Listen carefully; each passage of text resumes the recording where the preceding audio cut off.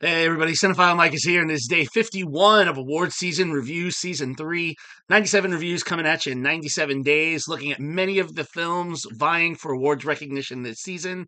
Now, as some of the films I'm talking about may still be in theaters or be awaiting that theatrical re-release, all the information that I am providing to you, box office, critical response, nominations, wins, everything I'm giving to you is current within 7 days of recording and posting. And as always, these reviews are spoiler free. Also, make sure you check out my website, cinephilemike.com. Lots of great additional award season content, including the Where Can I Watch It spreadsheet 2024 edition to track the nominations and wins for all the films I'm talking about here, so many more, and most importantly, see how to watch them. So, we are in our 8th theme week, and it is Annie Week. The Annie Awards, currently scheduled to happen on February 8th, are the highest awards recognition for animation in film, be it a fully animated project, feature, short, or special, or animated elements in live action projects, feature, shorts, or specials. So, all of the films I'm looking at this week were nominated for at least one Annie Award and possibly more. So, let us get into today's film. Moving right along, we are looking at Paramount Pictures' Transformers 1. Released in the fall of 2024, Transformers 1 was written by Eric Pearson, Andrew Barrere, and Gabriel Ferrari, based on a story by Barbara Ann Ferrari and the toys I know I played with, made by Hasbro when I was a kid, and the film was directed by Josh Cooley. Now, by the end of the film's run, it made $59,054,170 domestically and an additional $70,309,971 at the international box office for a total of $129,364,141.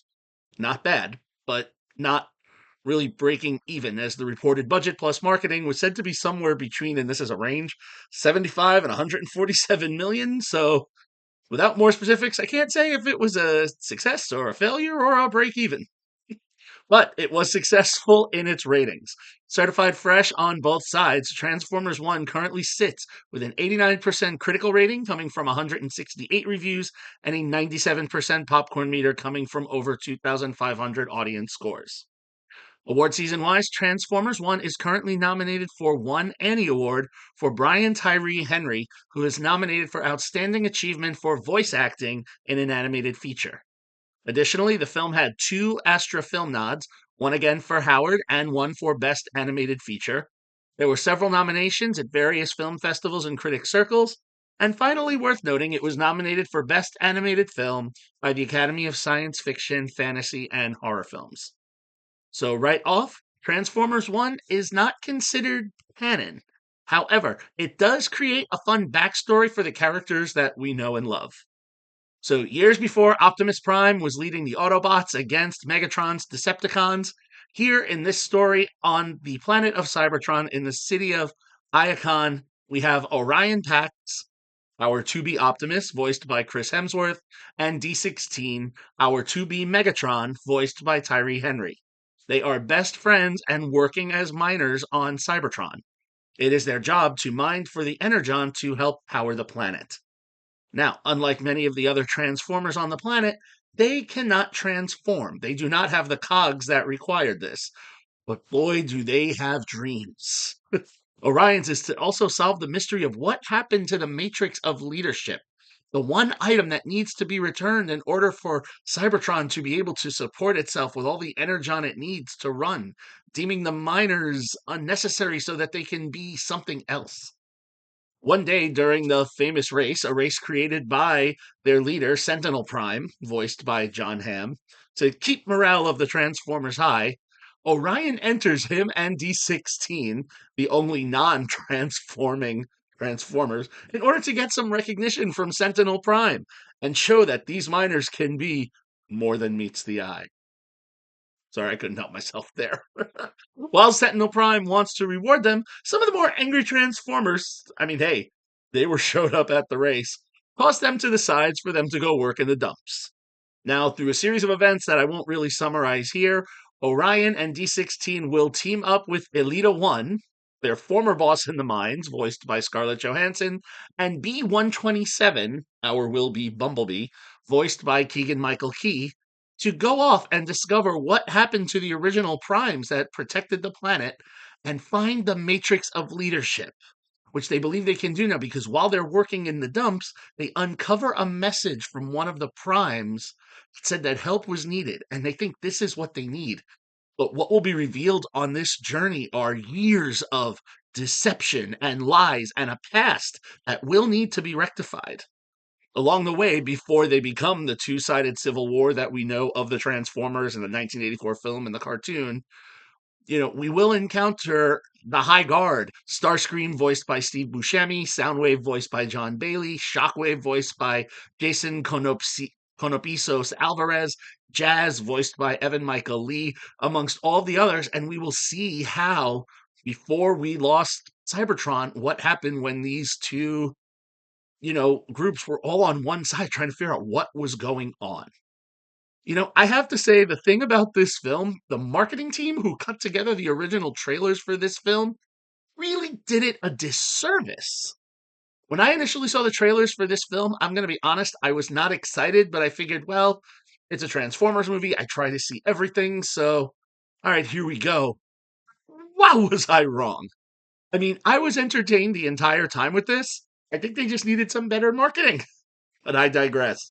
The trailer almost made this seem as it was some low stakes buddy comedy movie, but instead we actually get like an action packed conspiracy theory movie full of cover ups, false idols, would be heroes, and political play that was far more entertaining than most of the live action Transformers films we got later on. Additionally, the voice cast is on point. They deliver their dialogue with the snark to keep the laughs coming, and yet imbue these characters with their sense of purpose. Now, while Tyree Henry is the one that's been recognized with some of his nominations voicing Megatron, I have to say, I was thoroughly enjoying Key as our Bumblebee, and Ham really chews through all of the scenery with all the glee he can when we really get him to lean into his bravado and comedic chops. Very Don Draper. And I have to say, the action scenes, they are jam packed and exciting to watch. Christopher Batty's cinematography captures all of it seamlessly. The action was easy to follow. The character designs were clear. You knew who was who and who was going where. So even in these high speed races and fights, you knew exactly where the characters were going. And that was a challenge with a lot of the live action films, was that sometimes you couldn't tell who was who or where. But that's not the issue here. Given that this film is not considered canon, it's nice to know that we may get some other films to come out of this. And, there are some nice moments that could be misleading. So, we hope we're going to get more films in this series, and I think they will be well received. They didn't really just put a lot of things in here. And I have to say, given the number of writers that were on the film, you would think that maybe there'd be too many conflicting ideas, but there was nothing superfluous. We get to see these characters, we learn who they are, we get their backstories, they go into this, and it really creates a greater empathy for them as they go on their journey. Especially for Orion and D16, Optimus and Megatron, how we see them come to be on the opposite sides of what will come. So, I've rambled a bit. But are there Oscar chances for Transformers 1? Personally, I would have liked there to be, because this was, in my opinion, the best Transformers film we've received probably since the original almost 40 years ago. However, the film hasn't received as wide acclaim, hasn't performed in all of the same festivals, so unfortunately, I think its journey is going to end with the Annie Awards. We'll see if it wins that one for Tyree Henry or if it just has the nominations, under its belt. That being said, the film is highly enjoyable with delightful voice performances and really fun action sequences. To that end, Transformers 1 for me is a solid 4-star film. If you would like to see Transformers 1, it is currently streaming on Paramount Plus. All right, so there you have it. 51 down, 46 to go. As always, if you like what you heard here, please click that subscribe button, like the video, and spread the word. You can follow me, Cinephile Mike, on all social media platforms and on Letterboxd. You can find lots of great information on my website, cinephilemike.com. All right, everyone, until next time, this is Cinephile Mike saying take a break and watch something new.